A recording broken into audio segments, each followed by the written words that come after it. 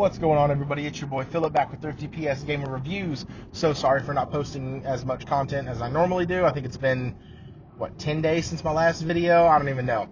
Today I'm here to discuss Final Fantasy XII, The Zodiac Age. This is a game that I played back when it first came out as just Final Fantasy XII. There was no Zodiac Age. There was no nothing. At least not over here in the States. So, yay for me. I like the game. I think it's a good game. This game is free on PlayStation Extra, PlayStation Plus Premium. This game is about $20 at GameStop. You can usually find it on sale for anywhere between $10 and $12 to $15 at your local game stores. Now, obviously markets may vary, but at my local game stores, that's what I can find it for. Now, what does the Zodiac Age do that the original one did not? Well, it includes 12 job classes that you get to choose from. Each character can have 2 jobs per character. These characters are done through license boards. This is how you increase your skills with them. Attack, magic, black magic, white magic, red magic, time magic. All of that stuff gets done through these license boards, and so each way that you build your character has an impact on how they're going to play and how they're going to handle. So you get really an amazing level of customization with the character building.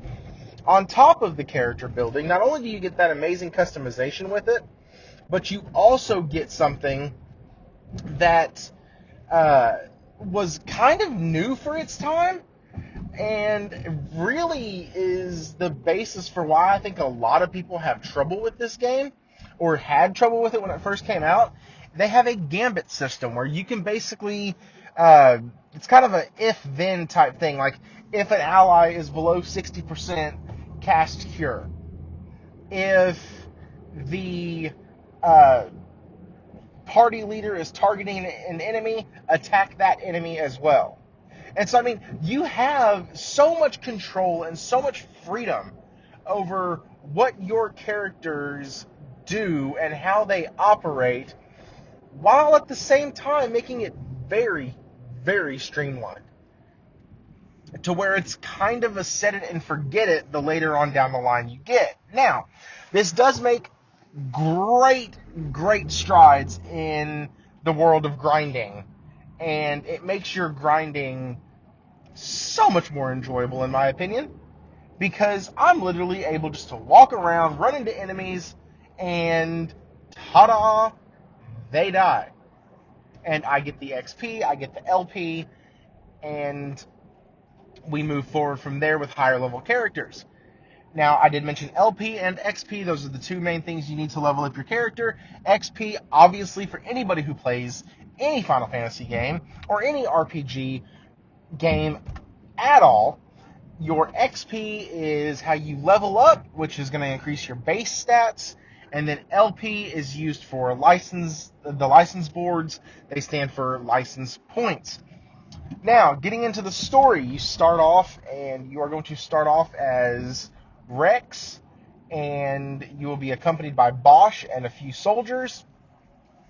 You are going to basically see the king to try to convince the king not to sign a treaty, because that would likely mean after the deal is done that the other country who's having him sign the treaty would just end up killing the king and trying to take over. What ends up happening is Rex kind of gets taken away from the rest of the party for a few minutes or a few moments, and then after that, you see that Bosch has killed the king. With that being said, Rex also dies, and then you're taken a couple years into the future, playing as Rex's brother Vaughn, who's mentioned in the initial kind of tutorial setup and all that. Now, Vaughn is how do I put this nicely? Vaughn is kind of boring outside of, like, the other characters propping him up a bit. It's been said by other reviewers that he is not the main character of this story, and I would absolutely agree. Now, what I do like is that because he's not the main character, you feel kind of like a character in this story are kind of like the gamer himself, that this story is happening to you. And so you're getting to play as somebody who's kind of removed from it a little bit, to where the story is actually happening to you. Instead of you being the catalyst for everything to go on, you're kind of dealing with the fruits of these things. And as a gamer, when we play games, we're not actually in the game, we're just getting the fruits of the story being told to us, or around us, or with us in it. So I think there's a good parallel here or not parallel, but there's a good intersection of the main character that you're introduced to didn't have to be the driving force of the game. You know, you have games like Final Fantasy VII where Cloud is 100% the main character. Final Fantasy 15, Noctis, 100% the main character. The story drives through Noctis. Or the story drives through Cloud. The story drives through Squall. So this was a really great take on the character. The downside is that the character himself is boring. Vaughn is not an interesting character. You have the death of his brother by Bosch, and that's really the only thing. Other than that, the kid is he's a poor kid that steals things, that he's just not a good character.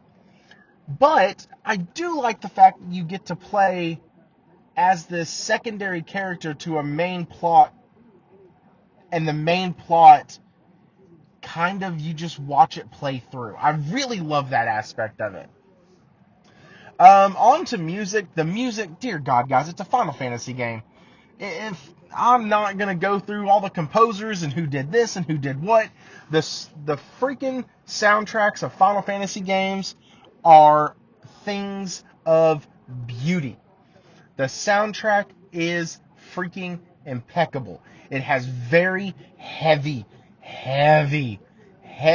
borrowing from Star Wars, from a lot of your great, like, Empire epics that you would see, and even now you can see them, like music kind of like from Gladiator, or from my mind is going numb right now and I can't think of other movies, but like Star Wars, Gladiator, these big epics, Marvel, think of those type of, like, Marvel Endgame, think of that level of composership and just the weight that the music brings, and that's the kind of music you're going to get here. Now, I realize that this game came out before some of those movies and after others. I'm not saying the game completely borrows from them at all.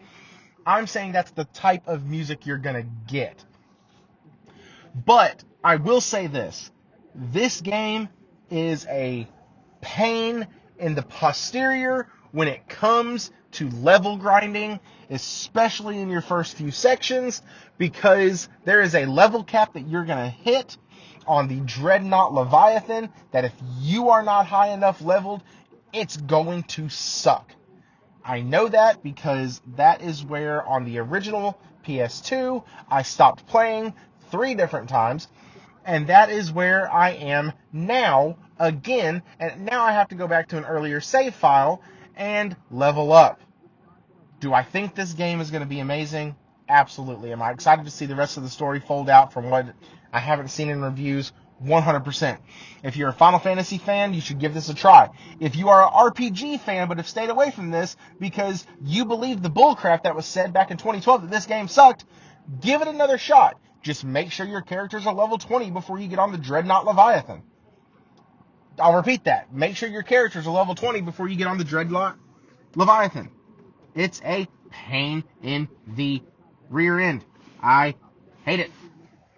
But the game overall is real fun. I like the premise, and I really want to see where it's going. I wanted to get this video out. I cannot game as much as I used to, but that's not stopping me.